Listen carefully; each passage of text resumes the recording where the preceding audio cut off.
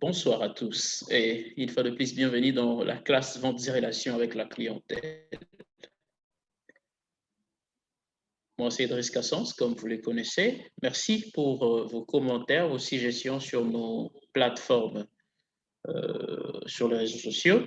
Nous sommes aussi reconnaissants pour tout ce que vous ne cessez de faire pour nous, entre autres vos critiques, vos encouragements. Alors, il y a une question que je me pose aujourd'hui, c'est que vous est-il déjà arrivé de faire une différence entre la TENI que l'on met, que l'on peut mettre, bien sûr, quand nous sommes dans une usine hydrométallurgique, dans une usine mécanique, une tenue qu'on peut mettre quand nous allons au champ, et la tenue que nous pouvons mettre les dimanches, et la tenue que nous sommes appelés à mettre quand il s'agit d'un rendez-vous d'affaires. Ce sont des questions qui nécessitent des réponses quand nous sommes dans les cadres qui concernent le monde des affaires. La tenue compte pour beaucoup, que ce soit pour les hommes tout comme pour les femmes. Alors, la tenue, elle n'est pas aussi flatteuse comme vous pouvez le penser, mais elle donne une marque de l'organisation ou de l'entreprise. On sait facilement identifier quelqu'un qui travaille pour Coca-Cola, bien sûr, quand celui-ci met un polo rouge avec la marque Coca-Cola en blanc, on peut facilement l'identifier. Mais est-ce que c'est la même tenue qu'il faut mettre quand il s'agit d'un engagement avec une organisation ou une signature de contrat? Alors, autant de questions relèvent aussi autant de réponses. Voilà pourquoi aujourd'hui, nous allons partager avec vous s'habiller pour les succès. Comment s'habiller pour avoir du succès dans ses affaires? Cette image vous dit beaucoup de choses quand vous la regardez. Regardez-la ensemble avec moi pour quelques secondes.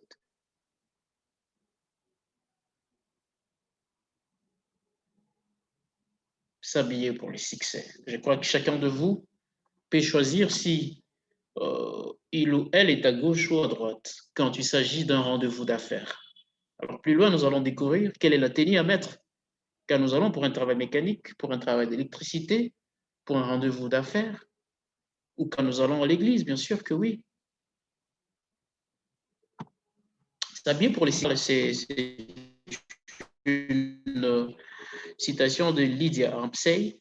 La robe donne à l'un le signe extérieur à partir duquel les gens peuvent juger de l'état d'esprit intérieur.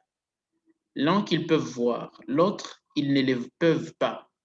De toute évidence, elle disait, c'est que beaucoup de gens hésitent à accepter que les gens nous jugent par la façon dont nous nous habillons.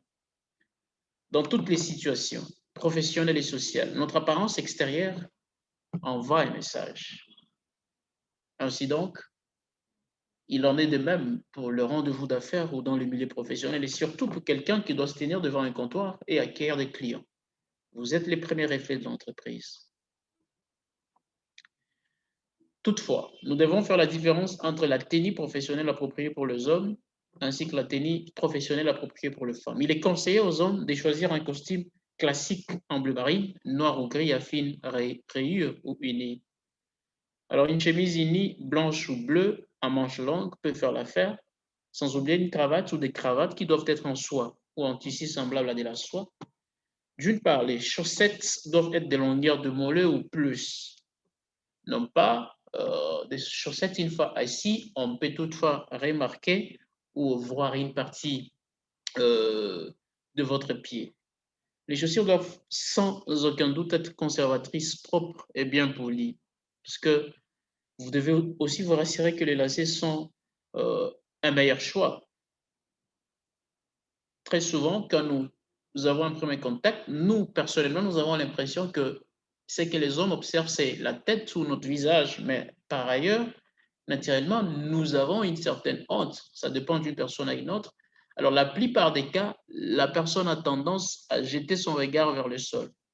Et une fois le regard jeté vers le sol, la première des choses qu'on puisse observer, c'est les chaussures que la personne a mises ces jours-là. Donc, tâchez de voir la qualité parce que c'est l'équation d'un vendeur professionnel pour avoir du succès. Les ceintures doivent correspondre ou être étroitement coordonnées avec vos chaussures et votre cravate. Généralement, rassurez-vous que la couleur de la ceinture, de votre cravate et de vos souliers se marient. Cela donne une certaine concordance dans votre habillement et peut facilement attirer vos clients. Pour les hommes, nous vivons dans un monde où actuellement le bracelet a pris la place de montre. Toutefois, il est conseillé que nous gardions au minimum le bijou. Le professionnel des affaires devrait se limiter à une montre conservatrice, ou soit à une bague d'alliance, ou sa bague de mariage, tout simplement. De toutes les façons, dans tout ce que nous disions, l'hygiène personnelle fait partie de l'équation du succès. L'hygiène démontre tout ce que nous avions cité si haut. Alors, la touche finale pour l'homme d'affaires est son choix d'accessoires. La mallette que vous devez prendre, votre portefeuille, les types de stylos que vous allez utiliser. Tout doit impressionner les clients.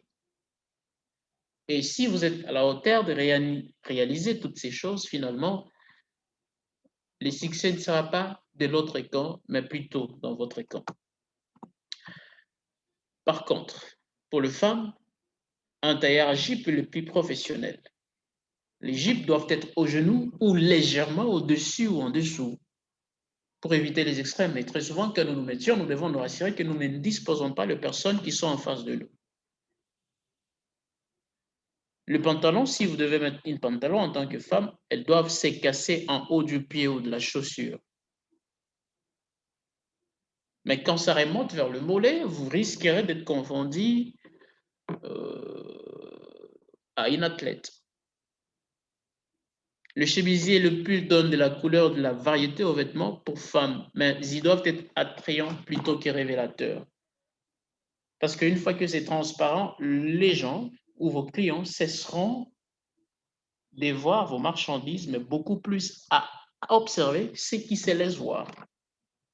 Tout simplement parce que vos habits, au lieu d'être attrayants, deviennent révélateurs. Des parties qui soient beaucoup plus personnelles. Le visage, le pied, devait être le point central des affaires. La chose qui serait la meilleure à faire, c'est choisir des chaussures conservatrices.